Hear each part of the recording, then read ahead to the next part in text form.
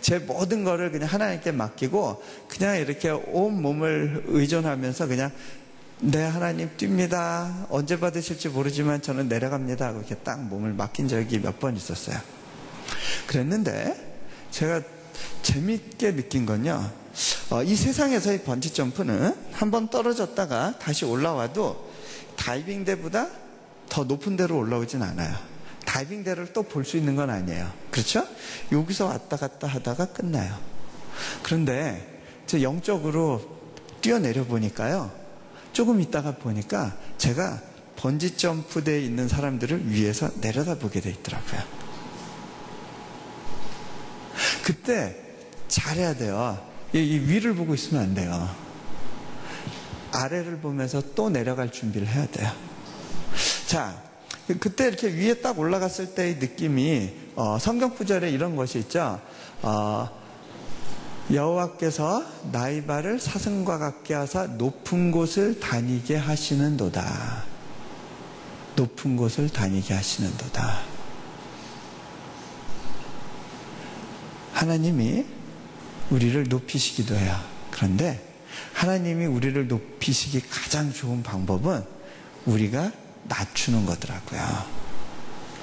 자, 그 다음에 또 다른 번지 점프를 합니다.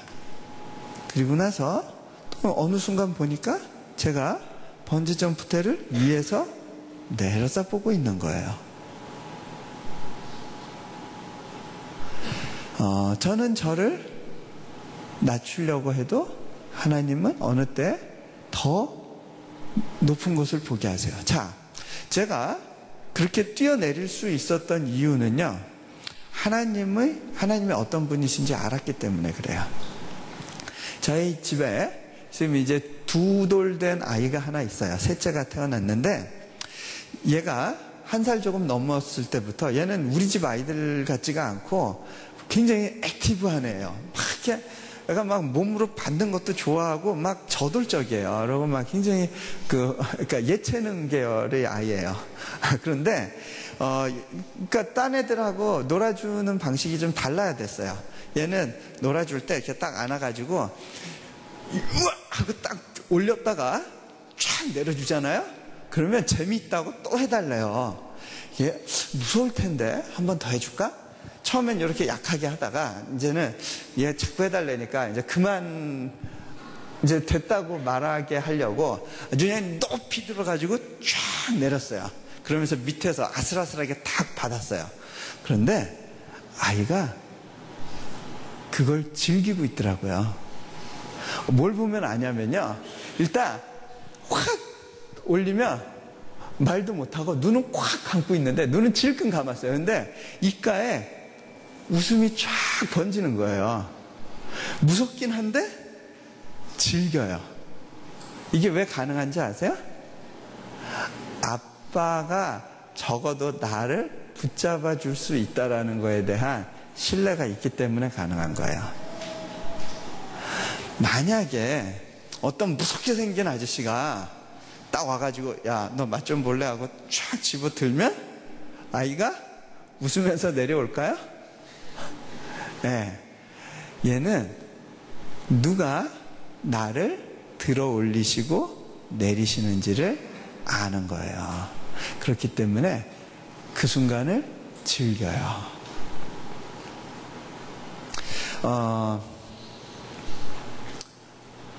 하나님을 믿는 것도 마찬가지예요. 우리가 그렇게 믿음의 표현을 할 때 우리는 더 많이 하나님을 누리고 경험할 수 있게 됩니다. 그러려면요, 내가 내 인생을 컨트롤해야 돼. 내가 내 인생을 계획해야 돼 라는 생각을 버려야 됩니다. 자, 제가요 몽골에 처음 갈 때는요, 그래도 하나님께서 나를 쓸만한 데가 있으니까 부르셨겠지라는 생각이 있었어요. 그런데 몽골에 가서 제가 생각이 바뀌었어요. 제가 하나님과 동행하는 삶 가운데서 하나님이 어떤 분이신지를 알고 나니까 제가 처음에 가졌던 생각이 잘못된 거란 걸 알게 됐어요. 하나님이 내가 내 도움이 필요해서 나를 몽골로 부르신 것이 아니더라고요. 저는 돌아보면 하나님이 제 도움 없이 혼자 하셨으면 더 잘하셨을 일을 저와 같이 하려고 무던히 기다려주신 거라는 걸 알게 됐어요. 여러분, 어른하고 아이가 서로 발목 묶고 한쪽씩 묶고 2인 삼각경기라고 하죠. 그 2인 삼각경기를 하게 되면 어른이 아이 보폭에 맞춰야 될까요? 아이가 어른 보폭에 맞춰야 될까요? 네? 어른이 아이 보폭에 맞춰야 되죠? 네. 하나님께서 내가 너와 일하고 싶다라고 말씀하시는 건요, 지금 그 상황이에요. 혼자 뛰시면 얼마든지 잘 뛰실 수 있는데 내가 너와 같이 가기 위해서 기다려주고 싶다라고 말씀하시는 거예요. 몽골에서요, 제가 한 번은 그 광주에 있는 어느 교회 청년부에서 말씀을 전하게 됐어요. 근데 왜 그렇게 했냐면 그때 저를 초청하는 분이 뭐라고 얘기했냐면, 우리 교회 청년부원들이 한 300명 있는데 한 100여 명 정도가 선교 헌신을 했습니다. 좀 와서 말씀을 전해주시면 좋겠습니다. 이렇게 얘기한 거예요. 300명 중에 3분의 1이 선교 헌신을 했대요. 여기 참 부담스러운 데네. 그러고 제가 갔어요. 가서 청년들한테 첫날 말씀을 전할 때 말씀을 전하고 나서 기도를 해주고 싶은 마음이 있었어요. 제가 이렇게 이야기했어요. 이 가운데 앞으로 선교 헌신할 사람들 말고 이미 선교 헌신한 사람들, 그 사람들 좀 앞으로 나오면 내가 기도해 줄게요. 그렇게 얘기를 했더니 그 중에 3분의 1 정도 학생이 우르르르 나오는데, 나오면서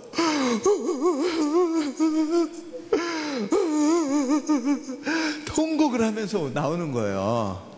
그런데 제가 이렇게 딱 보고 있으니까 마치 내 인생이 이제 망가졌어요. 이제 내 재미 볼 거 못 보고 이제 나는 묶였어요. 뭐 이제 그런 느낌이에요. 그래서 제가 그걸 보면서, 물론 그 중에는 하나님 나를 써주시는 것이 너무 감격스럽고 감동이 돼서 너무 감사해요. 뭐 그러면서 우는 친구들도 있었겠죠. 근데 분위기가 제가 보니까 어떡하다 내가 헌신했을까 뭐 이런 분위기였어요. 그래서 제가 그 친구들을 보면서 이 사람들이 뭔가 착각하고 있는데 그런 생각이 드는 거예요. 뭔가 잘못 알고 있네. 하나님께서 더 부담스러우실 텐데. 저것들 언제까지 기다려주면서 같이 일할까? 네. 저 철딱선이 없는 녀석들이 헌신은 했고, 저것도 이미 헌신했으니 나는 일단 그 길로 가야 됩니다라고 우길 텐데, 어떻게 하나. 네. 하나님 쪽에서 갑갑하시겠다. 네. 하나님이요, 우리를 불러주시는 건요, 내가 좀 멋있는 일을 계획하고 있는데 너 좀 끼워줄까? 이런 거더라고요.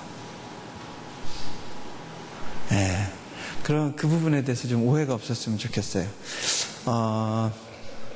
제가 선교지에 갈 때요, 저는 여러 가지 면에서 참 준비가 안 된 선교사였어요. 남들이 이렇게 볼 때, 참 대책 없구나, 그런 사람이었어요.